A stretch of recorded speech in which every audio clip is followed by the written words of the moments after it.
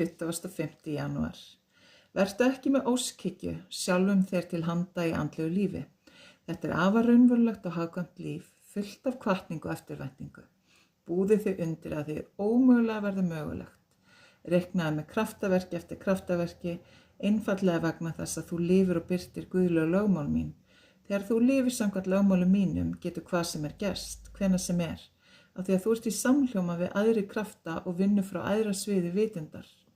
Þú ert með alheimshuga með mér. Þegar aðskilnaður engin og við vinnum sem eitt allt mögulegt. Vertu því í samhljóma, byrjaðu daginn á því að stilla þig inn á mig með því að vera hljóður, finna innri frið og hugarró sem ekkert getur truflað. Það verður að stilla viðkvæmt hljóðfæri áður en hægt að leika á það. Hvað þarf meira til svo að þú náir að stilla strengi þína daglega og spila þinn þátt í hljómsveit lífsins?